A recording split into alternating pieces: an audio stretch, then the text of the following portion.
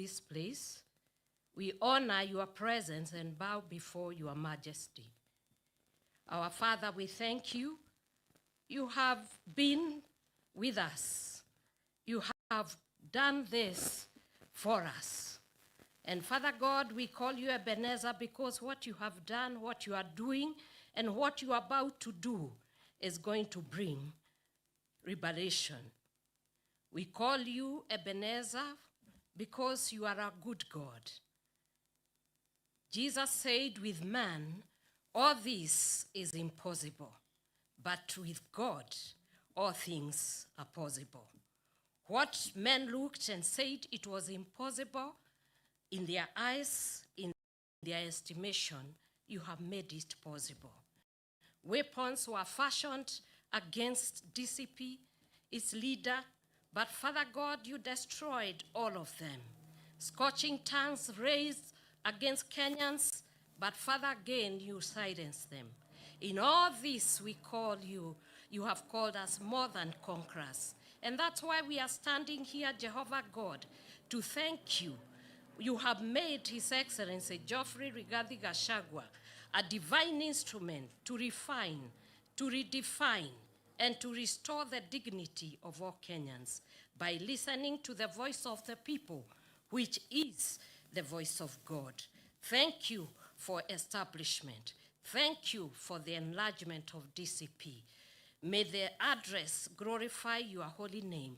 May every word and point he makes today be an outcome that will bring honor to you. In Jesus' mighty name we pray. God bless you.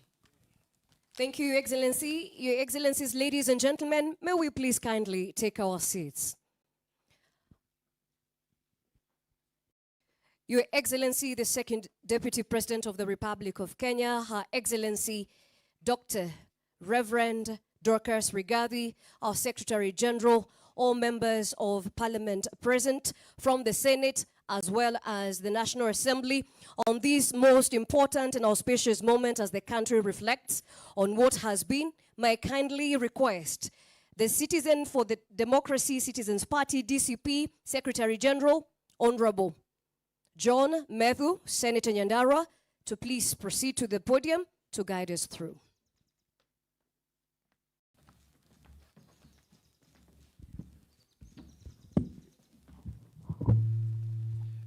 Thank you very much.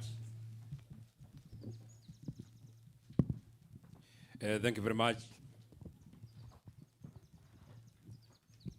Your Excellency, the 6th President of the Republic of Kenya, Your Excellency Rigathi Gachagua, Your Excellency Reverend Dr. Dorcas Rigathi, our Deputy Party Leader, the Honorable Senator Cleopas Marara, members of Parliament present, both from the Senate and the National Assembly, all aspiring governors who are present, all aspiring senators who are present, all aspiring women members of Parliament present, all aspiring members of the National Assembly present, all aspiring members of county assemblies present, members of our party, good morning. Today is a very big and great day. I've just been informed, Your Excellency, that the country has been waiting, and since you are the man of the moment, we do not intend to make any speeches because the country is waiting. The country has been waiting. I've been told that even our friends who have been elsewhere have also finished all their activities so that they can listen to you. So we also don't want to keep them waiting. I'm told even in Naivasha, nobody's eating, nobody's drinking. They are waiting to hear from you. And so therefore, we don't want to keep the country waiting any longer. Please, may I ask all of us to be upstanding as we welcome our party leader, His Excellency Rigathi Gachagua, kwa makofi. Your Excellency, karibu sana.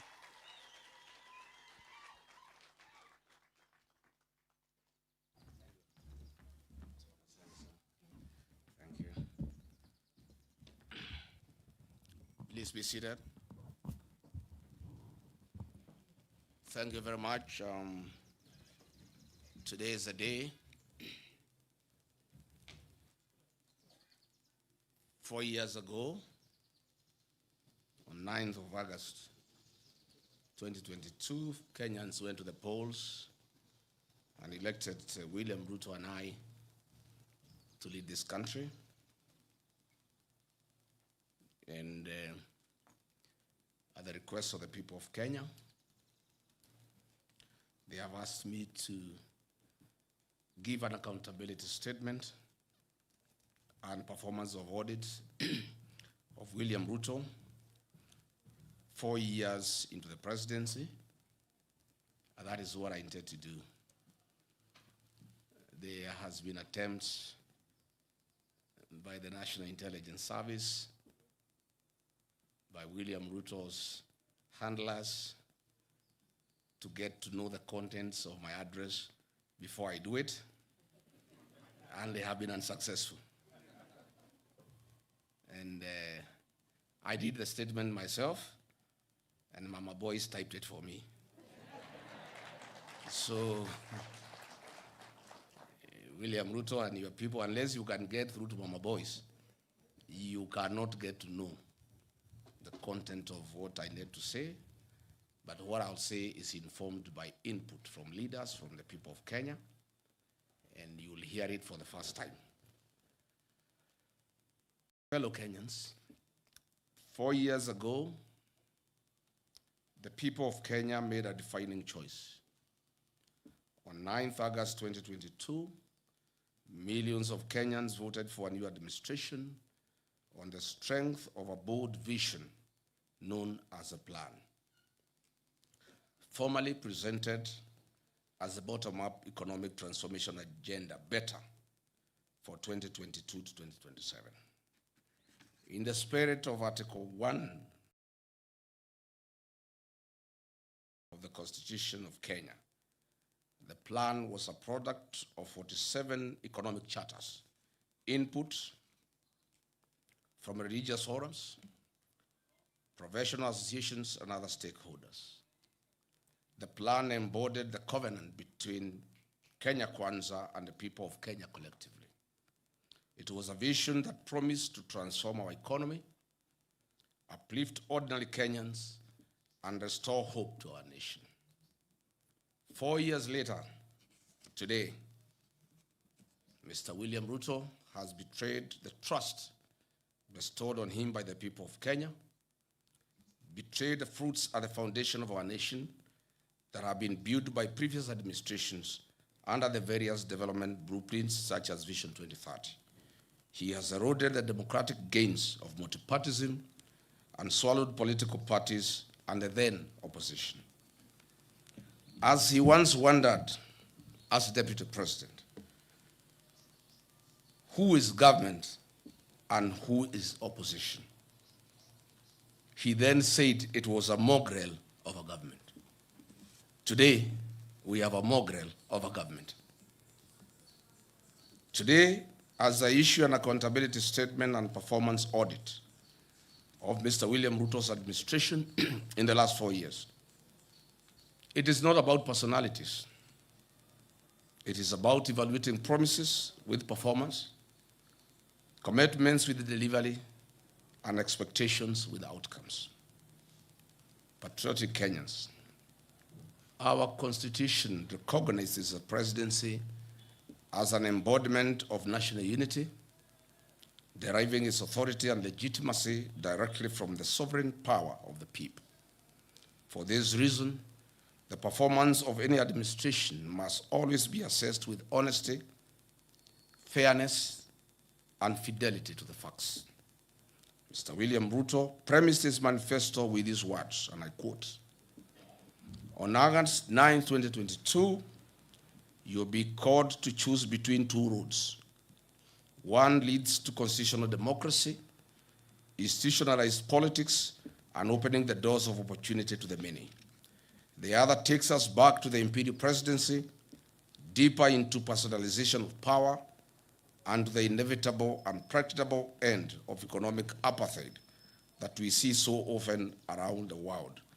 The power is in your hands," close quotes.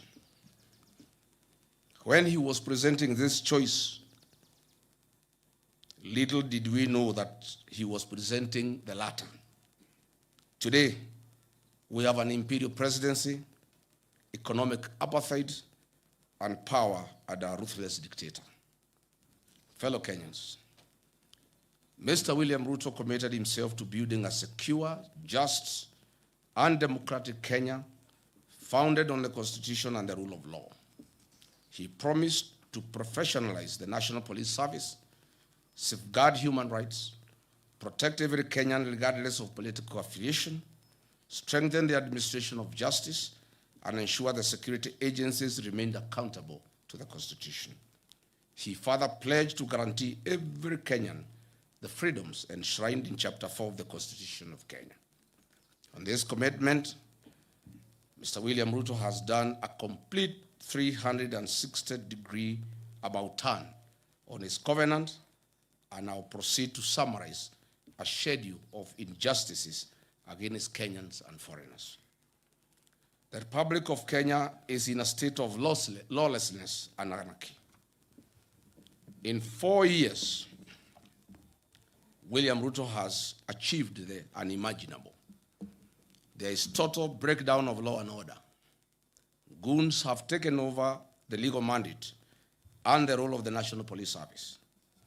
The CS for Interior, the PS for Internal Security, who are duty-bound to secure Kenyans and their property, are the key planners and financiers of goons in the country.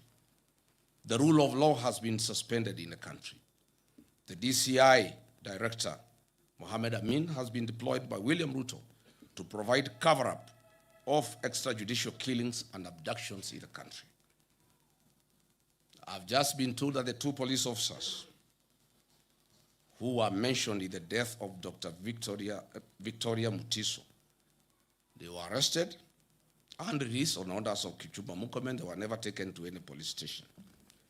I've just now, on my way here, been informed that the DCI has facilitated their relocation to our neighboring country, Uganda. Goons have become part of the command structure, rank and file of the National Police Service. It is now common to see goons being escorted by the police to carry out criminal acts against Kenyans.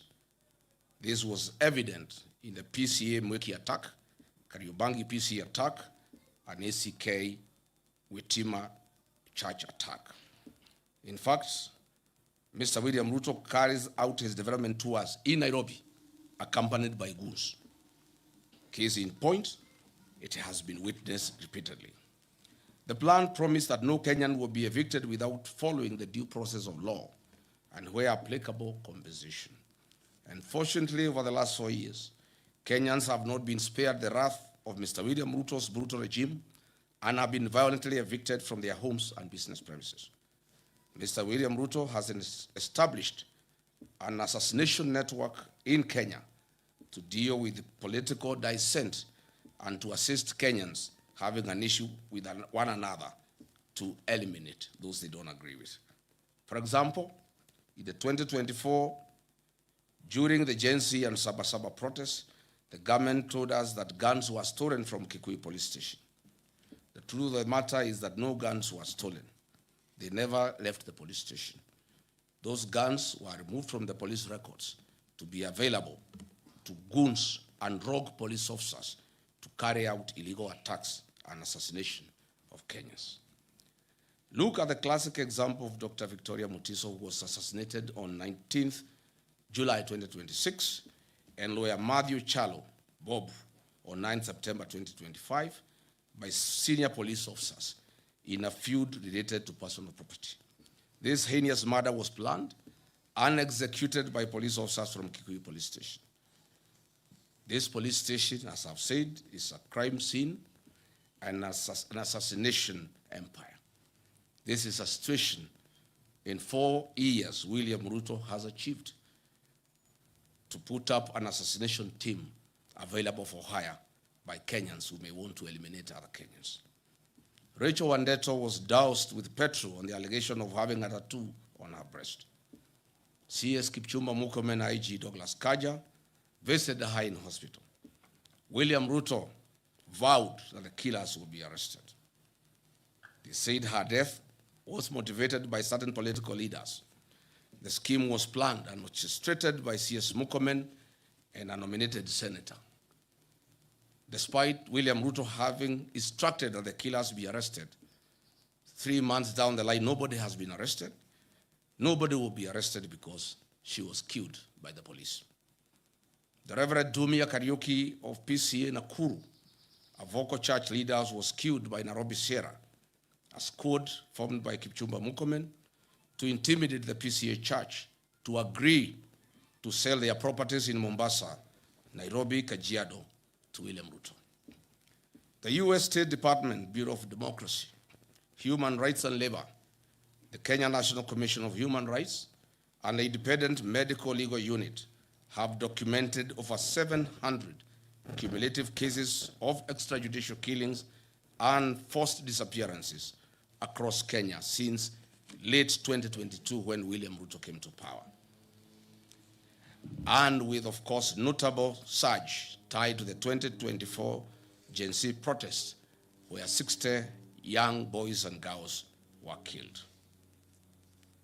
Mr. William Ruto, it is also important to note that alcohol and drug substance abuse is on a record high in the country. And the climax was when William Ruto appointed 2 known drug barons into his cabinet. William Ruto has therefore deliberately allowed the menace to grow in sections of the country that are not politically aligned to him. While serving as the country's deputy president, I ensured and chaired a multi-agency stakeholder meetings across country to exhaustively examine the root causes, extent, and impact of this growing disaster with the aim of offering solutions.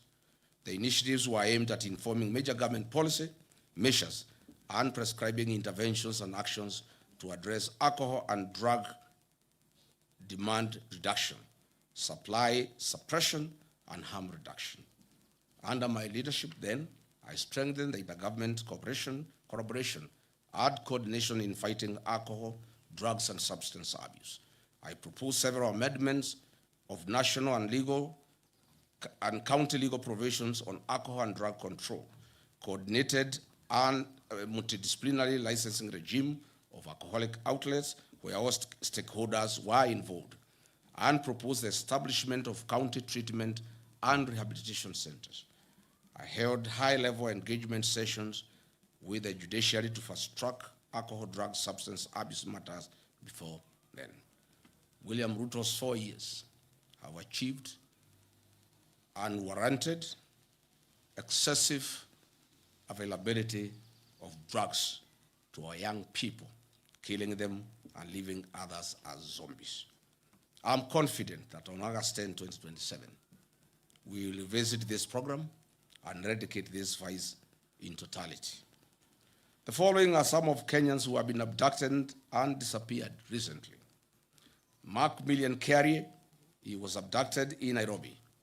Michael Olo, abducted in Nairobi. Families wept in the Milimani High Court demanding his release. His last location was along Kagudo Road.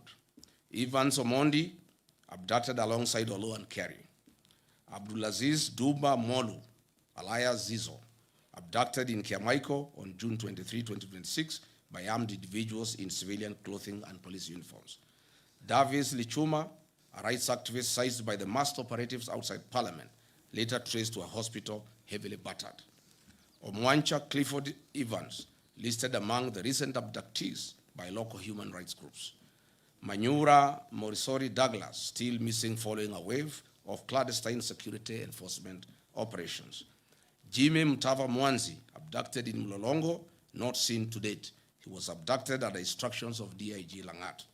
Dennis Chege, an activist who was said to be involved in the Gen Z protests, vanished and remains completely unaccounted for to date. Brian Stigo, an Nakuru fisherman, who mysteriously went missing in 2022 under similar contested operations at Lake Nakuru National Park.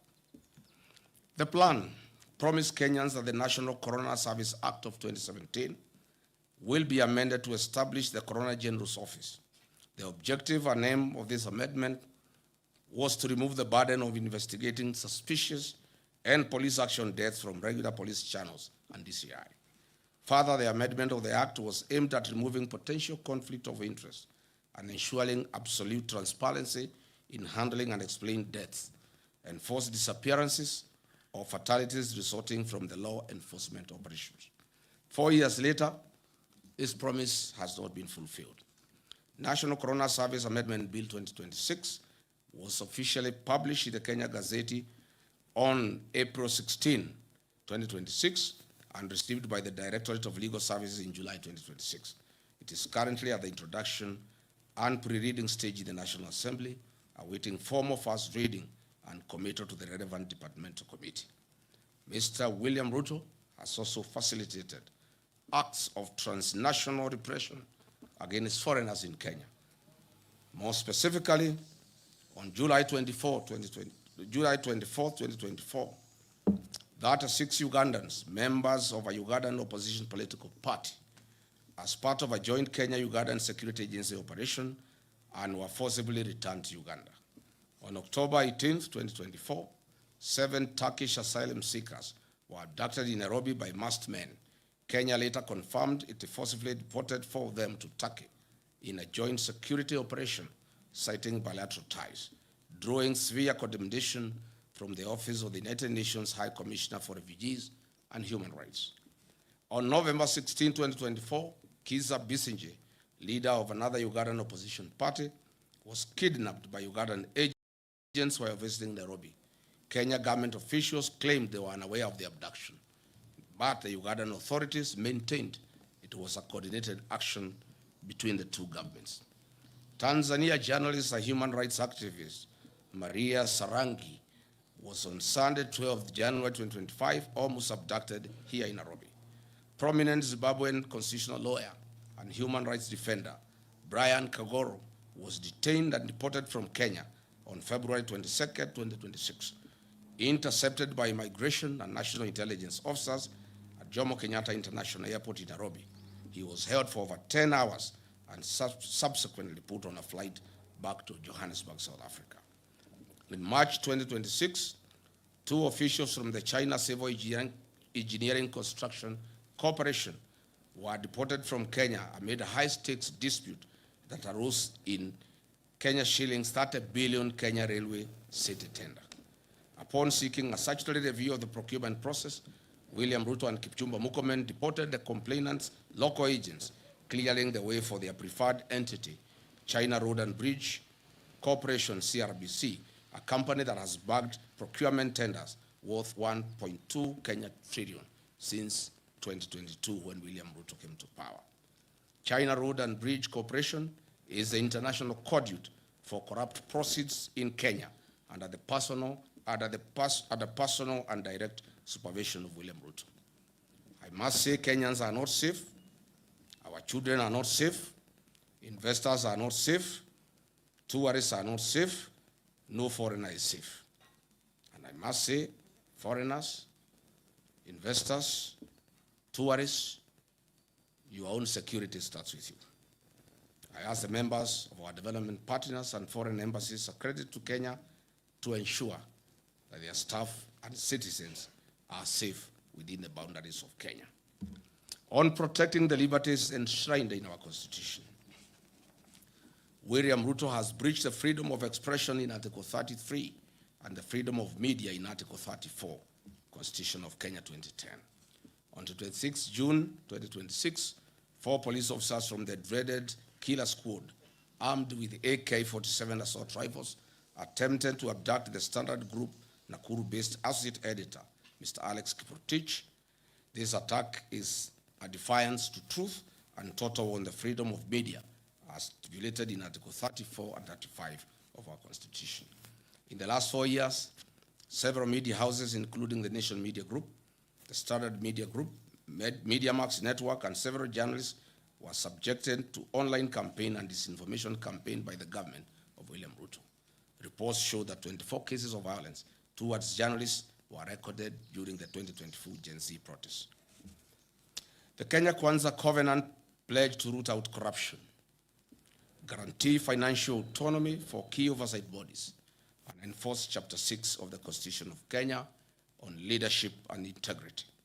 Mr. William Ruto has broken this covenant to the people of Kenya and instead orchestrated outright plundering of the country's resources for his personal benefit and enrichment. On 31st December 2024, Mr. William Ruto was ranked as the second most corrupt president in the world by the Organized Crime and Reporting Project.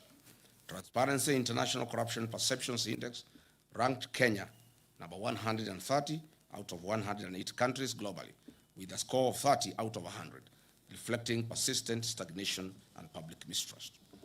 Mr. William Ruto's administration has entrenched corruption as a way of life, and it remains systematic, pervasive, and deeply rooted in public service delivery and high-level governance.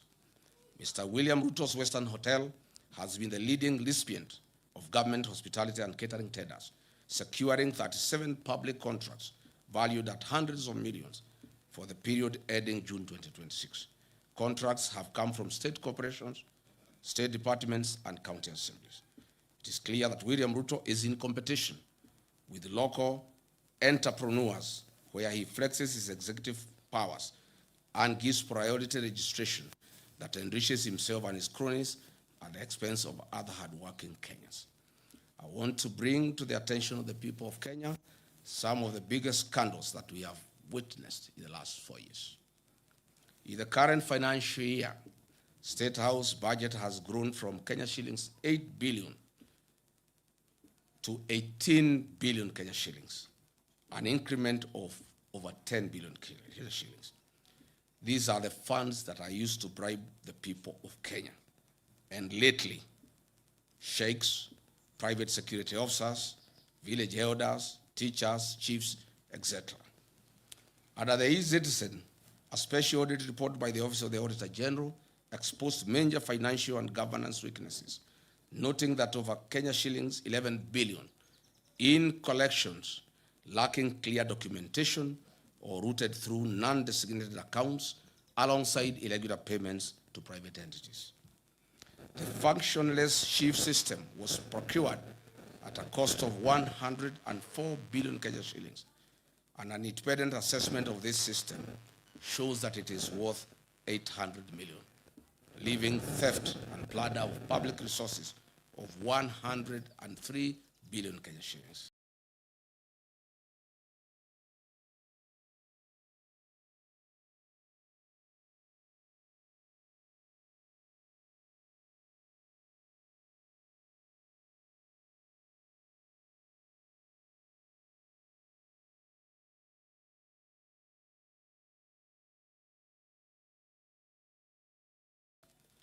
SHA makes a loss of 6 billion shillings a month. Hospitals that have flagged major legal and operational risks regarding fund utilization, including untraceable international development loans, low fund absorption, and missing land ownership documentation for ongoing projects. Further, the levies deducted from Kenyan pay slips are invested in a third-party financial service firm licensed by the Capital Markets Authority. This is association with William Ruto. On the restoration of Nairobi rivers, Mr. William told Kenyans that on December 25, that Nairobi River will have fish. Can members of the press visit this river tomorrow and bring us one piece of fish? This government committed itself to protecting public assets, strengthening governance, eliminating corruption, and ensuring that public resources would be managed solely in the interests of the people of Kenya. It promised a government founded on transparency, accountability, and prudent stewardship of national resources. On the divestiture of the Kenya pipeline, has Kenya surrendered its ownership and control to a neighboring country?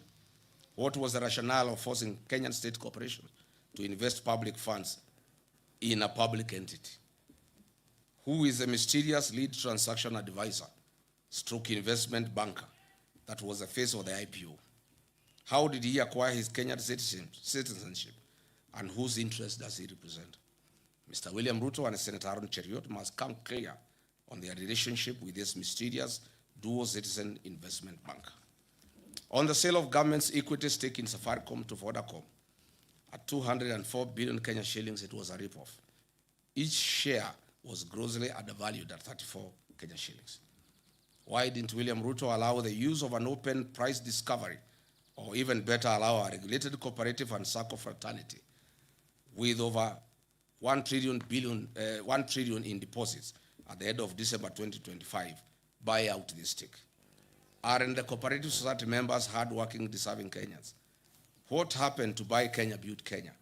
Or is it Buy Kenya, Build Ruto? Other national assets, such as the new KCC, Kenya Ports Authority, and Kenya Airways have been strategically targeted for sale. What is the rationale of selling our heritage? Had hard-working Kenyans remit over 100 billion Kenya shillings monthly to the National Social Security Fund, NSSF. These funds now have been targeted for budgeted corruption and ring-fenced to fund infrastructural development projects, such as the Mau Summit Road, Twin Towers Commercial Building, and the Bomas of Kenya International Conference Center. Is this really prudent? Our pensioner fund safe? What is the role of the mysterious dual citizen investment banker in structuring the fund management contracts issued by NSSF? The Communication Authority of Kenya, Universal Service Fund, has recently approved the transfer of 45 billion Kenya shillings to the National Intelligence Service, allegedly for the procurement of an ICT system whose market value is only 2.5 billion. This approval was given by the then chairperson of the Communications Authority in the hope that her business loan would be repaid from the proceeds. As explained earlier, China Road and Bridge Company, CRBC from China, is the major conveyor of corruption in Kenya and is the recipient of projects worth 1.2 trillion, namely the Naivasha, Malaba, SGR, Mombasa SGR, JKI modernization projects, Talanta Stadium, Southern Bypass, Eastern Bypass, Western Bypass, Makuba Bridge, and Bomas of Kenya, among others. Patriotic Kenyans, over the last 4 years, Mr. William Ruto has systematically eroded the values, principles, and institutional structures of Kenya's public service that was built to ensure an efficient, ethical, and representative government workforce. Today, the public service is demotivated and has taken a back seat, as William Ruto single-handedly runs the operations of government without any professional input from our dedicated civil servants. No wonder government programs are launched and they are after repackaged for another launch. Dear Kenyans, the Church of Christ has been a major casualty of William Ruto's deception. On 5th May 2022, he executed a charter between the churches and the Kenya Kwanza Coalition. He committed that his administration would protect the freedom of worship in Kenya and respect the church as a societal partner in national development.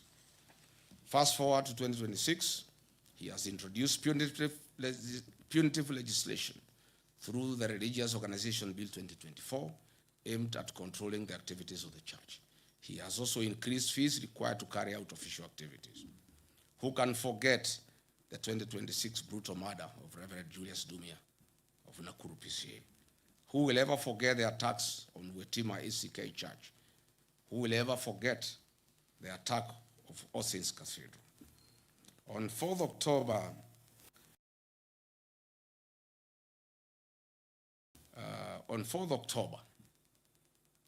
2020, William Ruto, then Deputy President, was expected at AIPCA Church in Keno.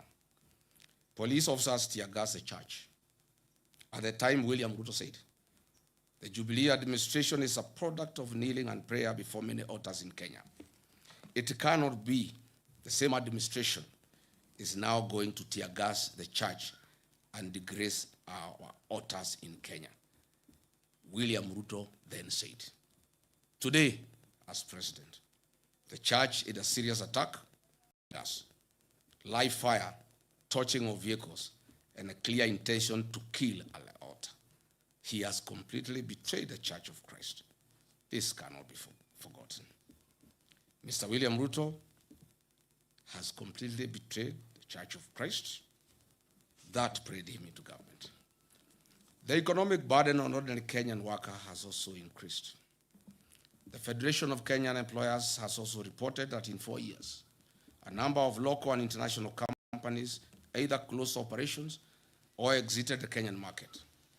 These include CMC Motors, Base Titanium, Nakumat, Twiga Industries, Dilaru, Jumia Foods, and Hilton Hotels.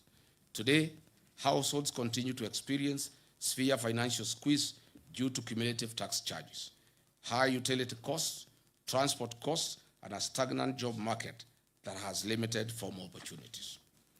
While in office as Deputy President of the Republic, I championed the restoration and the recognition of prior learning program as an avenue to increase opportunities and income for non-certified but skilled Kenyans that are the providers of goods and services that we consume as a nation. Further, I developed a framework of cooperation and engagement between Nairobi City County Government, Nairobi County Traders, KRA, Anti-Counterfeit Authority, and the Kenya Bureau of Standards. The objective of the framework was to A, provide a platform for resolution of disputes arising out of trading activities and the informal sector, foster goodwill, cooperation, and consultation between the parties, recognize the importance of collaboration in achieving shared goals in the informal sector, and promotion and improvement of the well-being of traders and their micro, small, medium enterprises. What happened? As soon as I left office, William Ruto and Nairobi City Governor Johnson Sakaja abandoned this framework. You all remember that on 8th August 2022, a liter of super petrol retailed at 159 shillings.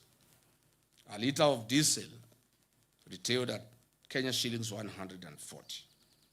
As we speak today, the price of super petrol is 214 Kenya shillings and diesel 222.86 for a liter of diesel, representing an increase of 34.05% and 59.18% respectively. These increases have been contributed to higher transport costs, increased food prices, and a greater pressure on household incomes.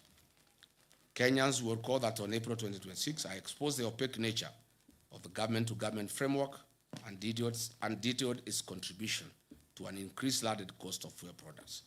The whole scheme and con game were nothing like G to G. It is government route. What I'm saying in a nutshell is that the high cost of fuel has nothing to do with international prices. It has everything to do with business interest of William Ruto, where he is a key player of oil importation and distribution in the country. The average Kenyan worker loses between 45 and 50% of their monthly earnings that are deducted through punitive levies and taxes, leaving significantly less disposable income for their households. For example, a teacher in Wajir earning a gross salary of 50,000 in 2022 took home approximately 42,000 Kenya shillings. Today, under William Ruto, the same teacher who is making 50,000 takes home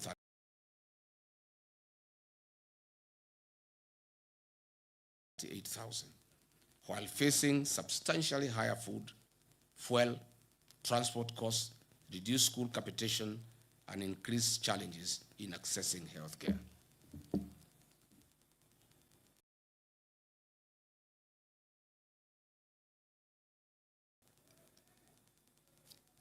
Coupled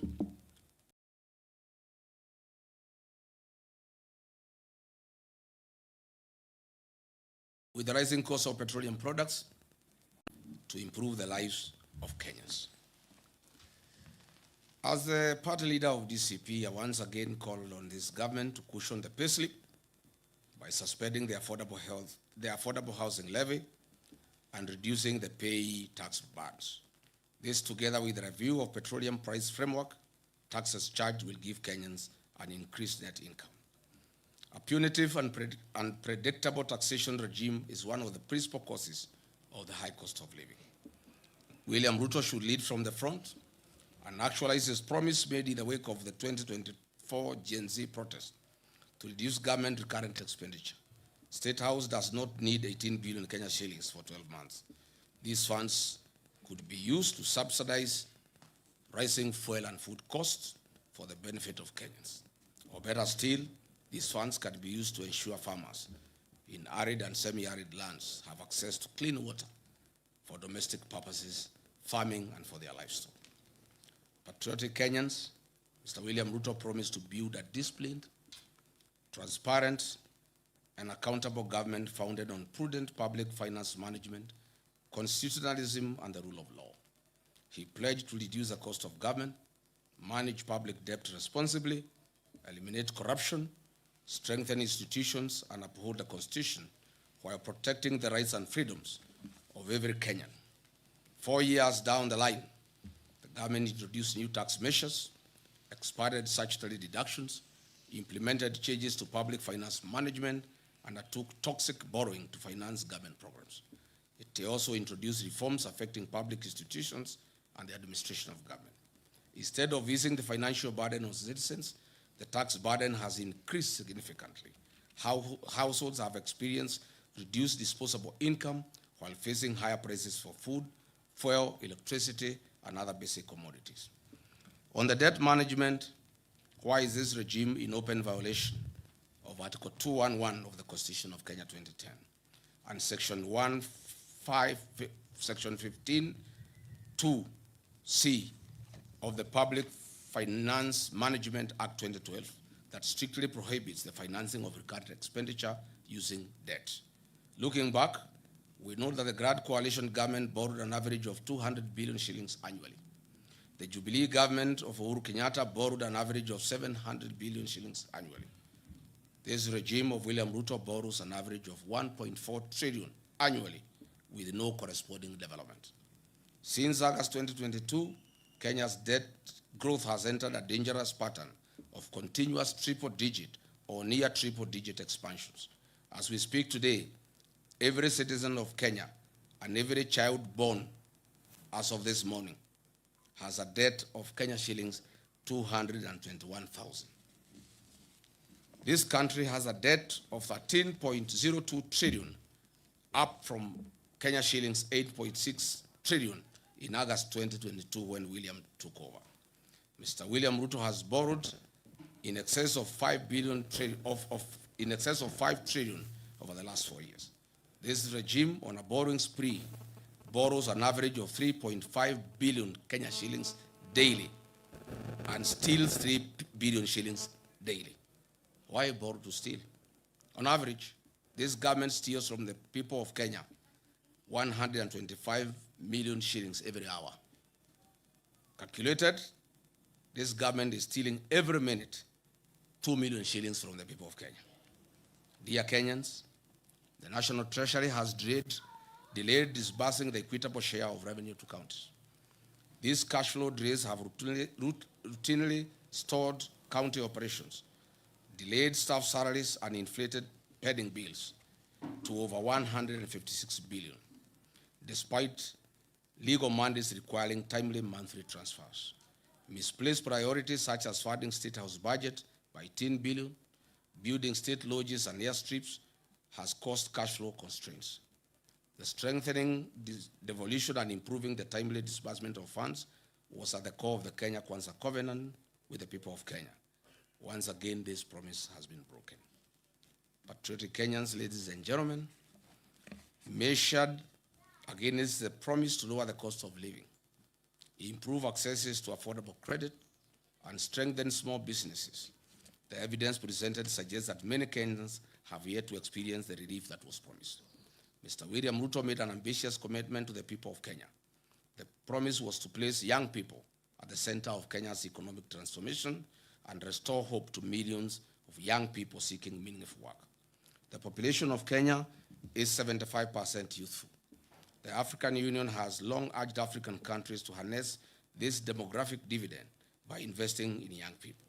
It is therefore fitting that we assess one of the administration's flagship commitments, expanding credit opportunities to Kenyans' youth. The Kenya Kwanza administration promised to establish a 50 billion hustler fund to provide affordable credit to mama mboga, boda operators, mkokoteni operators, and other small-scale entrepreneurs. This commitment was to ease financial constraints, promote enterprise, and improve the livelihoods of ordinary Kenyans. Mr. William Ruto established the Hustler Fund, whose head and tail cannot be traced. As it were, the financing programs intended to support micro, small and medium enterprises. The Hustler Fund is said to have disbursed 87 billion Kenya shillings to 28 million people. What a paradox. What a lie. I am wed to hear of anyone Kenyan saying that they have expanded their business courtesy of the Hustler Fund. Limiting the disbursement of funds to registered cooperatives would have probably made a greater economic impact and would have reduced the mobile loan default rate that is very high. I have raised fundamental questions on the effectiveness of the Hustler Fund in meeting its stated objectives. The truth of the matter is the high rate of loan defaults and low loan disbursements, in many instances 500 shillings, are insufficient to establish or grow a sustainable business venture anywhere in the country. This is simply a lost cause and was a fraud. 4 years ago, Kenyan women were promised dignity, economic empowerment, and their welfare. 4 years later, the women continue to experience economic hardships occasioned by a high cost of living, increased medical and education costs, and an unsustainable credit framework under the Hustler Fund and Women Enterprise Fund. The discontinuation of projects such as Linda Mama and Edu Afia have increased the cost of accessing healthcare and education services to women and their families. Mr. William Ruto has ignored Justice John Mativo's 2017 ruling and the former Chief Justice Maraga 2020 advisory to entitle a legislative framework and implement the 2/3 Jeta rule despite having a parliamentary majority.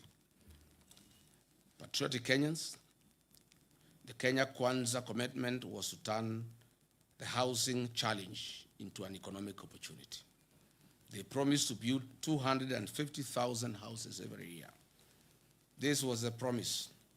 However, 4 years later, Mr. Ruto has fashioned and turned this into a conduit to steal public land and be the sole supplier of construction inputs, cement, steel, tiles, nails, and MDF panels that manufactures factories he has bought and acquired. The Affordable Housing Fund has collected over $1 billion since its inception. The State Department of Housing and Urban Development has conveniently ensured a low absorption rate of roughly 25% due to the staggered nature of construction phases and investments of proceeds in treasury bills, bonds through CDN Bank. CDN Bank is today classified as Tier 2 medium-sized bank. It has graduated from Tier 3 status after achieving a market share of over 1% driven by deposits mobilized from government of Kenya state corporations, Social Health Authority, Nairobi City County Government, and the Affordable Housing Fund levies. CDN Bank is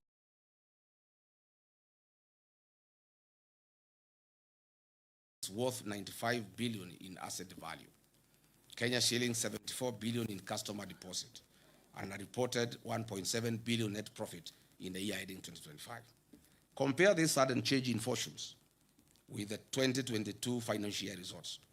This bank had 42 billion Kenya shillings in assets, 30 billion in customer deposit, and a reported loss in the financial year ending 2022. Since William Ruto bought it, you can see the transformation. This housing scheme is nothing but a personal business that guarantees the exclusive single source offtake of steel, MDF panels, nails, iron sheets, tiles, cement by factories owned by William Ruto and his allies. The levy proceeds are the reason why CDN Bank deposits have increased tenfold for the 4 years. If it were a genuine program, why is it being forced down citizens' throat? There was no promise to raise the payslip of the Kenyan worker in the name of a punitive housing levy.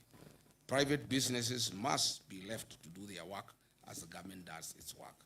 It's important that the workers of Kenya know that monies deducted from their payslip is invested in CDN Bank, owned by William Ruto, who is collecting the profit. In my view, and as expressed before, the affordable housing scheme should be made optional to Kenyans to allow them to participate at their own free will. Fellow Kenyans, Mr. William Ruto had promised that within 30 days of his presidency, he would establish a quasi-judicial public inquiry to establish the extent of cronyism and state capture in the nation and make recommendations. Unfortunately, over the last 4 years, Mr. William Ruto himself has captured the state.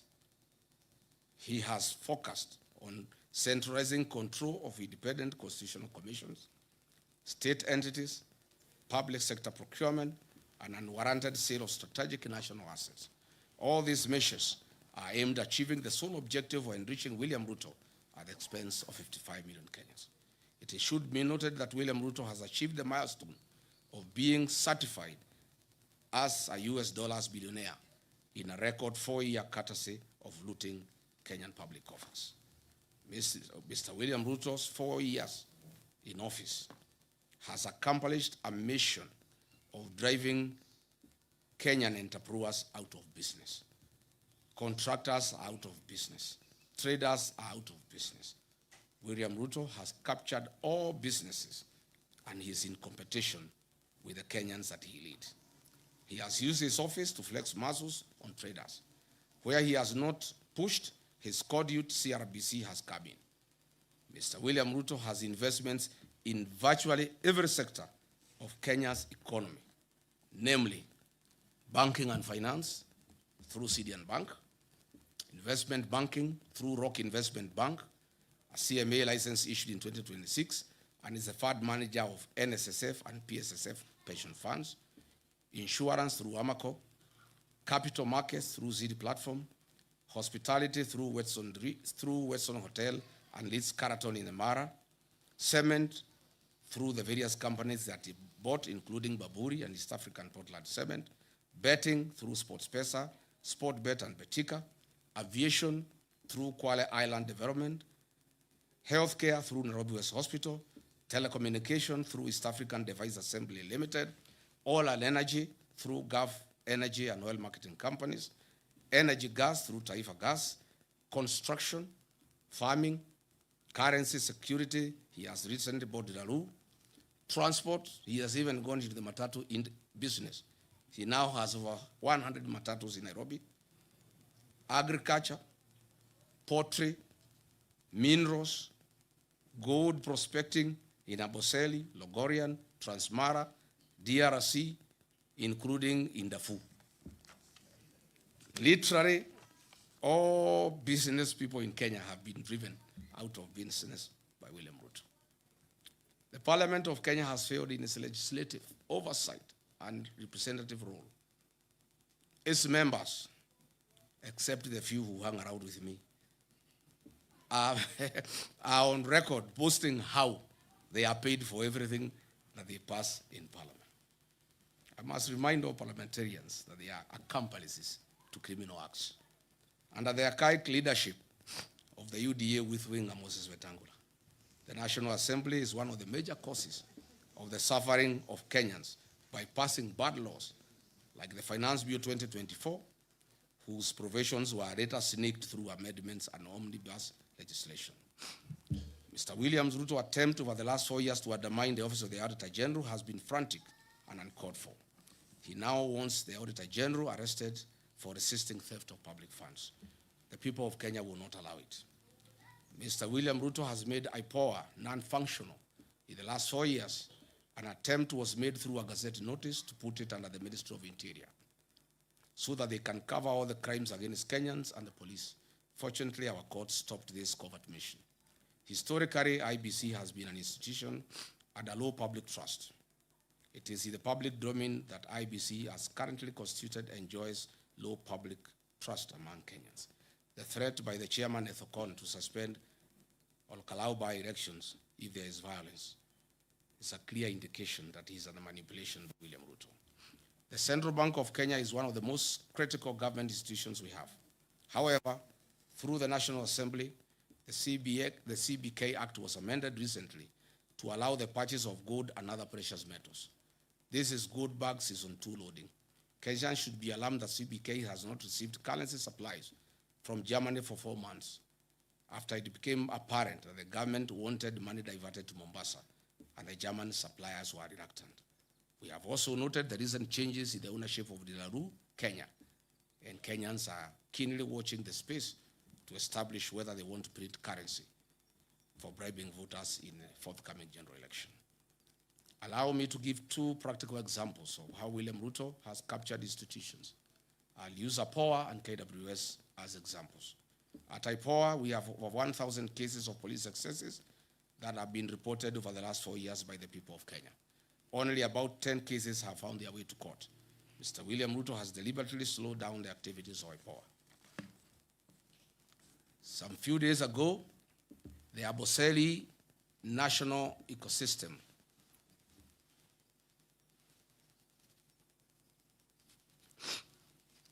the Amboseli National Park ecosystem, 15 elephants died and some lions died later. We were cheated that they were died through suspected cyanide poisoning from pesticides. Tell the Kenyans the truth, Mr. William Ruto. Doing cyanide lynching to extract good prospects. And this warning goes to the people of Ikolomani in Kakamega, where Mr. William Ruto is eyeing your gold deposits. Be very careful. Again, the CS for Health issued a Gazette notice number 11492 on 30th July 2026 on the mandatory inbound travel health insurance for tourists traveling to Kenya to have travel insurance in Kenya. We know the reason.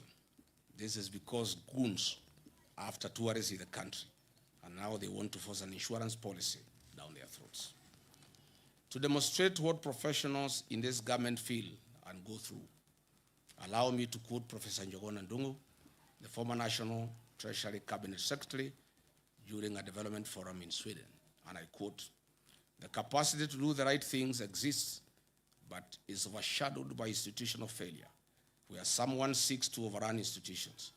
The current president is overrunning all institutions, leading to conformity driven by fear within these institutions," close quote. What is this if not impunity of the highest order? Patriotic Kenyans, historically, land is one of the most emotive issues in Kenya. Mr. William Ruto has promised to settle all historical land injustices in Kenya and resettle millions of squatters across the country. Unfortunately, he has scored the lowest in this matter and created many war fronts on the land question. Over the last 4 years, William Ruto and his cronies have been involved in an historic high-level grabbing of land and misuse of public lands. For instance, 2,800 acres have been grabbed by Ruto and his cronies in Kebiko, Kajiado. 6,000 acres of land in Owaso Kedong in Suswa has been grabbed. 5,000 acres of land, or Kyobo in the Masai Mara, has been grabbed. 1,000 acres of land for Puko and Limanet within Narok Township has been grabbed. Over 7,000 acres of land of Olokuto adjudication section in Narok North. Kehoto land, about 300 landowners risk being thrown out of their 700 acres of land. Davivi land in Naivasha has been grabbed by William Ruto. He has put up a home and he is growing wheat and maize in the farm. Banita settlement scheme, 14,000 acres of land have been grabbed. Olongai land, about 167,000 people are at the risk of eviction as this land is being grabbed. Egerton University land, Oscar Sudi, Samburu, and William Ruto have grabbed 2,000 acres of land meant for the university where they are doing wheat farming. Patriotic Kenyans, health has long been one of Kenya's foremost national priorities. Building on the gains made at Kenya Vision 2030, the Kenya Kwanza administration committed itself to delivering universal health coverage by guaranteeing every Kenyan access to affordable quality health care. The plan pledged to realize the constitutional right to health through a reformed national health insurance scheme founded on the principle of leaving no one behind. To implement this commitment, the government replaced the National Health Insurance Fund, NHIF, with a failed and fraudulent scheme called SHA that has left millions of Kenyans on their own. The discontinuation of Linda Mama and Edu Afia on December 31st, 2023, has left significant gaps in healthcare coverage. In 2022, Edu Afia provided medical cover to 3.4 million secondary school students at an annual cost of 3.2 billion. Today, approximately 4.1 million secondary school students no longer enjoy that medical cover, leaving parents to bear the full cost of treatment. Mr. William Ruto had committed to addressing the inequities in Kenya's education system so as to level the playing field for all children irrespective of their background. He further committed to equitable universal basic education defined as 12 years of schooling. He further committed himself to protecting and strengthening the gains made under free primary education and free day secondary education, while ensuring that every Kenyan child had access to quality, affordable, and equitable education. He also pledged to strengthen higher education financing and invest in the nation's human capital. The William Ruto government inherited landmark education reforms introduced by previous administrations. Free primary education launched in 2003, free day secondary education introduced in 2018, that had significantly expanded access to education for millions of Kenyan children. The commitment was not only to preserve these gains, but to build upon them by ensuring adequate capitation, sustainable financing, and improved access to quality education for all. In the words of the third president of the Republic of Kenya, the best president we have ever had, Mzee Mwai Kibaki, and he said, and I quote, "Education is the ultimate means of ensuring an equitable society. Equitable education ensures that every child has a chance to fulfill their potential and rise to the highest level of accomplishment," close quote. 4 years later, the government has caused irreparable instability and confusion in the education sector. The gains made by the previous administration under free primary education and free day secondary education have been eroded to dust. Secondary school parents now shoulder substantially higher education costs, while the level of government capitation has failed to keep pace with inflation and rising operation costs. The capitation rate established in 2017 was 22,000 per student. However, today's schools receive only 9,000 per student during the previous financial year, creating a significant funding gap. Our public universities are facing unprecedented financial distress. University debt has increased from 60 billion in August 2022 to approximately 100.3 billion Kenya shillings, representing an increase of Kenya shillings 40.3 billion, or about 67% increase. As a result, many institutions are experiencing severe financial challenges that will affect the delivery of quality education.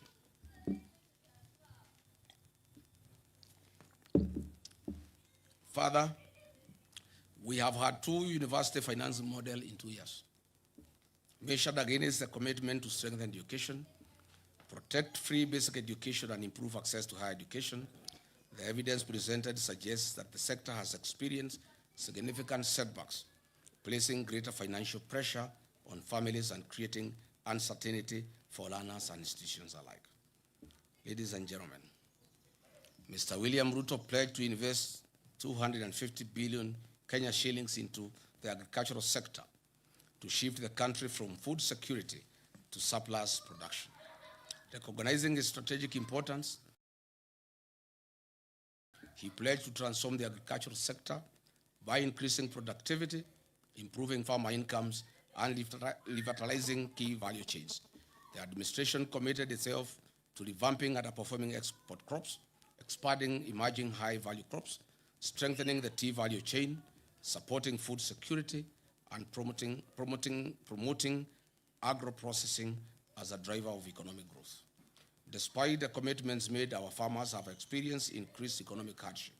Net incomes have reduced due to increased cost of inputs, higher taxation rates, high transport and distribution costs due to reclassification of VAT status.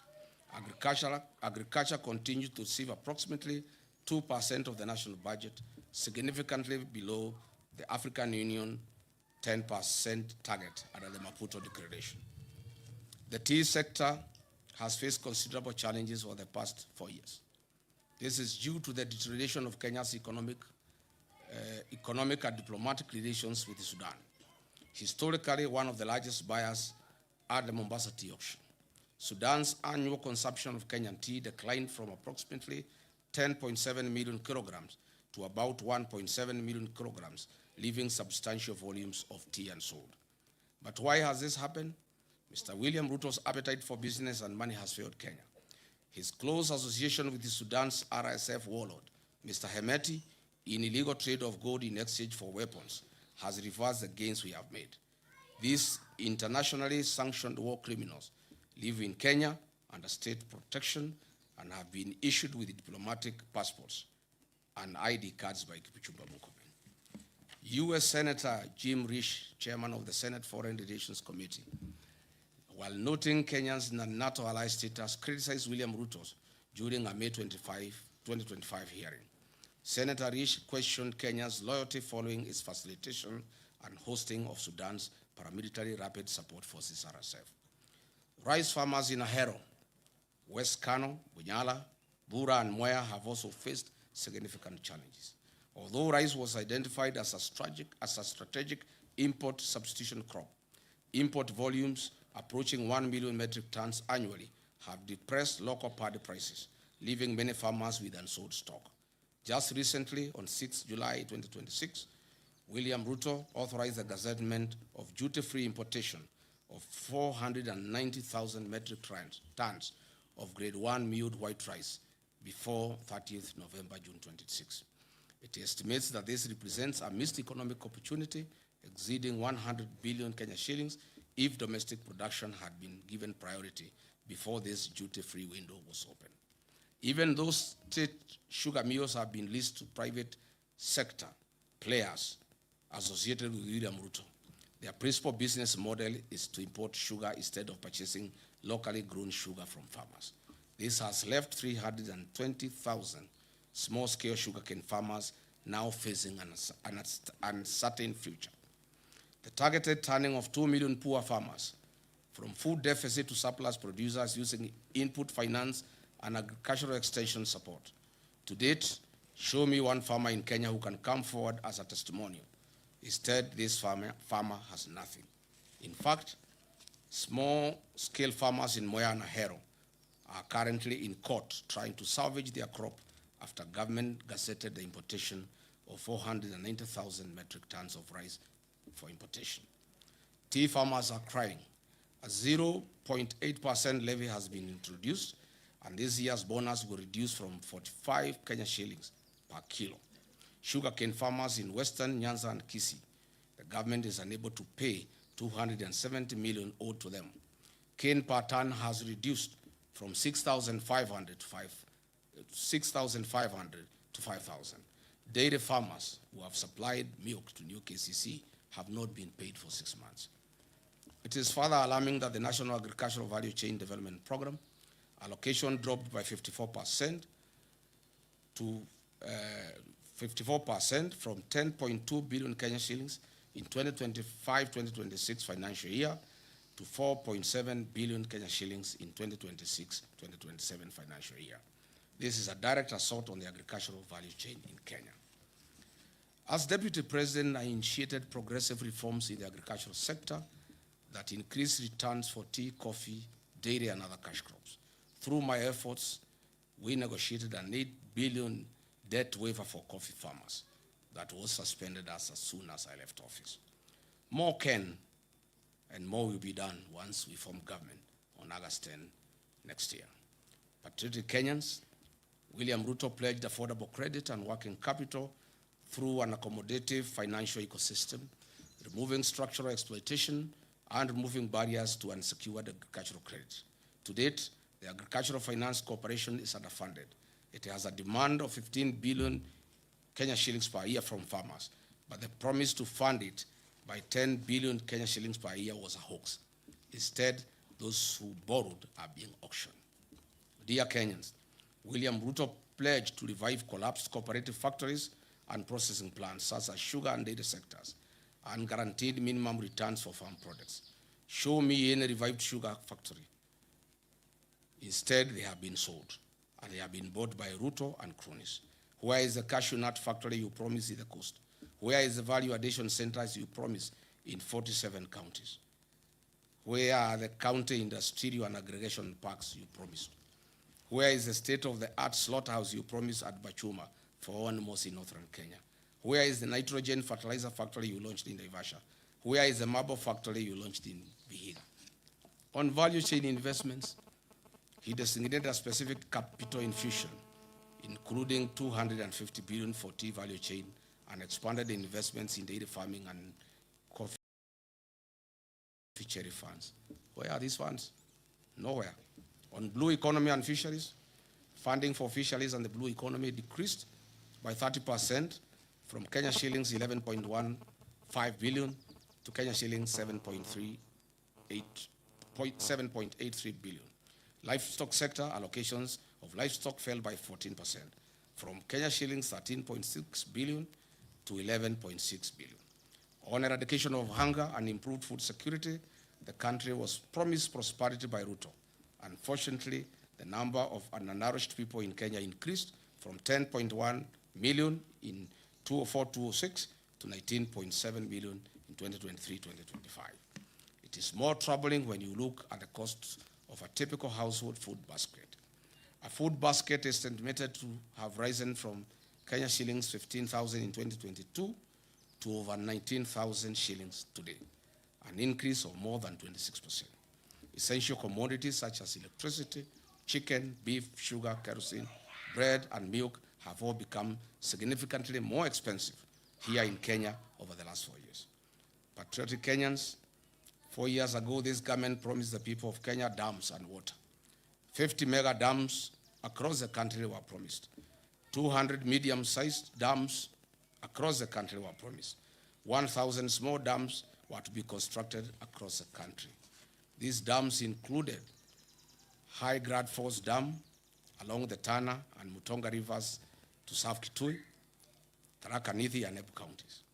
Soin Koru Dam in Kisumu, Rumuruti Dam in Laikipia, Mohoya Dam in Nyeri, Kirinyaga, Revival of Arol and Kimorel Dams, Thakwe Dam, Sioi Muruni Dam in West Pokot, Badasa Dam in Marsabit, Darugo in Kiambu, Rale in Kilifi, Galana in Tana River, Kokwanyo Dam in Homa Bay, Lowat in Turkana, Makamini in Kwale, among others. Unfortunately, all we see, no dam. All we see is our president visiting other countries like Ethiopia to witness the launching of their dams. Where are these dams, Mr. William Ruto, in 4 years? On matters of environment, this administration had committed to grow 15 billion trees by the year 2032. What we are witnessing is the lifting of the logging ban and the systematic logging in national forests under the cover of the Kenya Forest Service. Numerous court cases have been filed by international conservation groups Greenbelt and the Law Society of Kenya against the government's attempt to build infrastructure in protected natural habitats. Talanta Stadium and Bomas Conference Center Link Road that will see over 100 acres of forest destroyed. Upper Imenti Forest in Meru is being cleared for the construction of a state lodge, a golf course, and an airstrip, which will excise and clear 200 acres of forest. Where was this promise? Even the trees at the gate of State House have been cut. Is this still part of the growing 15 billion trees? Patriotic Kenyans, in foreign affairs, we had the worst since independence. Kenya's nose is poked everywhere, including the war in Ukraine and Russia, where our young men are lied to that they are jobs, well-paying for that matter, but they find themselves in the war front. Reports indicate that we have lost 19 Kenyans, including Clinton Nyapara, Dennis Bagaka, Erastus Mundia, Simeon Wahome, Eric Mwangi, Ronald Kibet, Shadrach Wafula, Othiabo Martin, Ibrahim Yahaya, among others. Several other Kenyans in their hundreds remain unaccounted for, and hundreds of others are still active in the war zone. Their parents are keen at home, still crying to see their loved ones back home. A person who was in Kenya in 2022 would wonder whether the Kenya Kwanza commitment to a creative and robust foreign policy whose pillars of economic and commercial diplomacy changed into converting our young Kenyans into war fugitives in far countries. As if that is not enough, the footprints of Kenya adversary in DRC Congo war zone and M23, Sudan's Darfur, Southern Sudan, among others. He had promised to enhance and promote further local investment by Kenyans living in the diaspora. In Mandera County, Jubaland forces have taken over more than half of the town, and William Ruto signed a secret deal with the Al-Shabaab in 2024 that has remained silent. Notably, in July 2026, there were a record 9 terror attacks in Mandera County that resulted in the killing of 5 Special Operation Group SOG officers and 1 National Police Reservist was killed. The foreign policy has been transformed into a tool to achieve personal gains at the interests of the people of Kenya. Fellow Kenyans, now let us move in and ask Mr. William Ruto the hard questions he deserves. But before that, let me give credit where it is due. There is one promise Mr. William Ruto made to the people of Kenya, and he has delivered 100%. Congratulations, Mr. President. Mr. Ruto, you promised to permanently retire the late Prime Minister, Right Honorable Raila Odinga, in Bondo and finish ODM. You have succeeded in both. Odinga is permanently retired in Bondo and ODM is no more. There are many prominent deaths that have occurred in Kenya and they have not been resolved. Kenyans want to know what happened to Raila Odinga.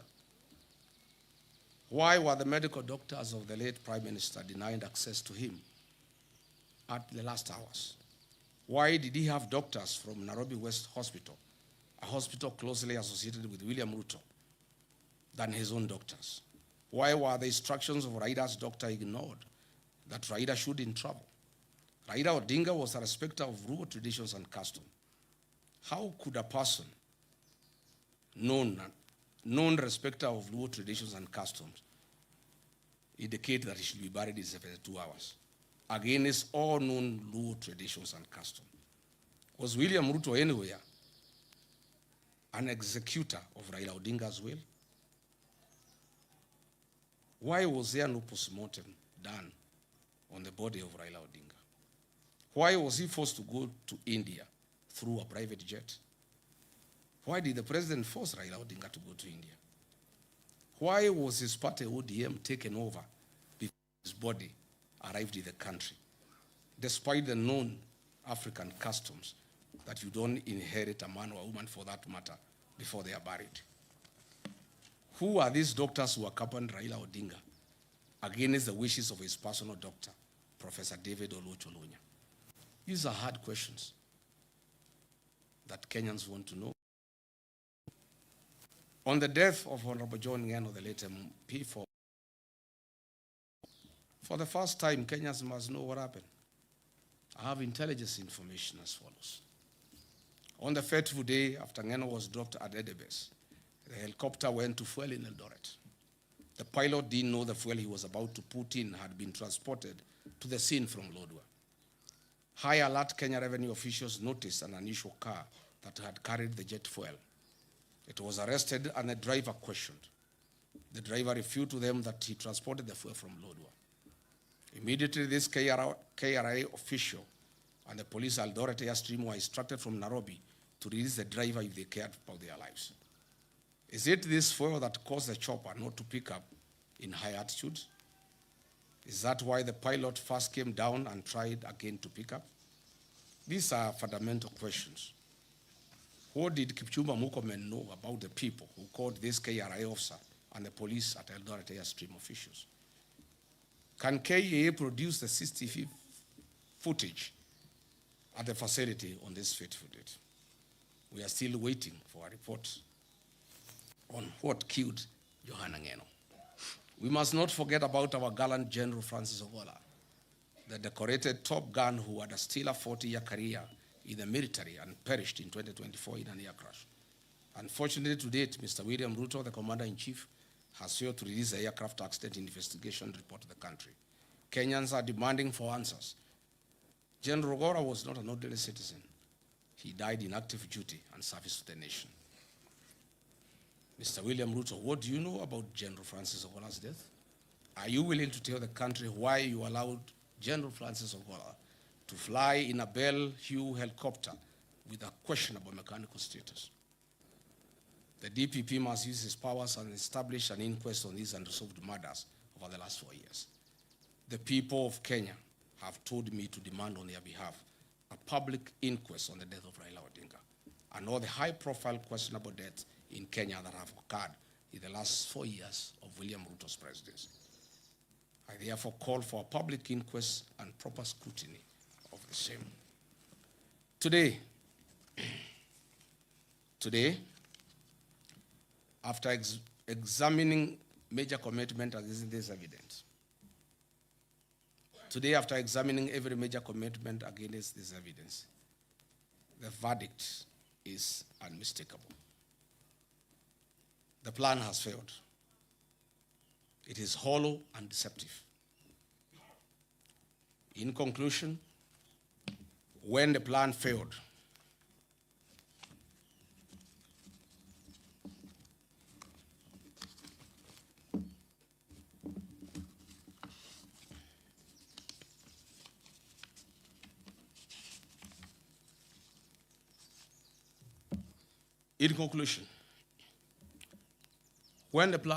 Kenyans were told that the answer lay in Adico. It too has failed to deliver the hope, unity, and reforms that were promised. Thereafter came the 10-point agenda, presented as a renewed roadmap to rescue the country. It has equally failed to change the trajectory of our nation. In failing the plan, the administration has failed to keep Kenya on the development path envisioned under Kenya Vision 2030. The question before the people of Kenya is therefore simple. If the author of the plan could not deliver the plan, if NADCO has failed to provide solutions, if the 10-point agenda has failed to change the country's direction, what reason do Kenyans have to expect a different outcome after 2027? You have all heard William Ruto constantly accusing the opposition of having no plan. I ask Kenyans instead to look at his track record. He came up with a bottom-up economic plan. As we have seen, it has failed. He came up with NADCO. He has failed to deliver. He came up with a 10-point agenda. He has failed to deliver. He came up with a Singapore. It has failed. And now, before he has honored a single promise and his commitments, he is now asking us to believe and trust him to come up with another plan, Vision 2060, or the way he is calling, Beyond Vision 2030. Plan after plan, promise after promise, each one designed to distract from the fact that there has been no implementation of the last. From bottom up to Singapore, to Vision 2060 or Beyond Vision 2030, William Ruto has mastered the language of plans. Whenever he is asked to account for what he has actually done, because he has no answer, he simply points to the next horizon. The harsh truth is he does not have the capacity to deliver. You cannot fail today and ask us to trust you tomorrow for some distant, far future engagement. Based on your performance, Kenyans don't want to hear about Vision 2030 or Beyond 2030. They want to know one thing. What will you deliver in the 364 days between today and the next election? Of all the promises you have already made, which ones can we expect you to keep? That will be your marking scheme 1 year from today. And Kenyans are doing you a favor. They are letting you set that marking scheme yourself. They are not making their own demands. They are just using your own commitments as the standard. So when the day comes, you should have nothing to complain about. Leadership is judged by results, not by promises. Governments earn another term through performance, not through visions and persuasion. That is why millions of Kenyans are saying one term. One term is not a slogan of anger. It is a verdict on performance. It is a democratic conclusion that one term has been enough because the promises made have not been kept. Exactly 1 year from today, on 10th August 2027, we shall go to the polls as a nation. Let us choose accountability over excuses, delivery over promises, and leadership that honors its covenant with the people. As Mr. William Ruto launches his deceptive 2060 plan tomorrow, I want to tell the people of Kenya that it is a lie, it is a con, it is a fraud, it is deceit. I urge all Kenyans from across the country to join in the liberation struggle that kickstarts his 364-day action plan to restore the dignity of our beloved motherland. As William Ruto launches his lie and deception tomorrow, I lead the people of Kenya in launching today a 364-day action plan to restore the dignity of our beloved motherland, Kenya. May God bless you. May God bless the Republic of Kenya. Thank you.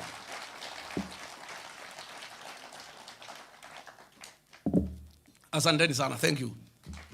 Ladies and gentlemen, His Excellency the Second Deputy President, State of the Nation Address. Jamani, makofi tunapoendelea kuzingatia maendeleo katika nchi yetu, kuendeleza uongozi wa ukweli na uongozi ambao umeajibika. Studio, tukiwa hivyo tutasalia kusimama tucheze wimbo wa taifa. Basi baada ya hapo tutaweza kuondoka. Studio.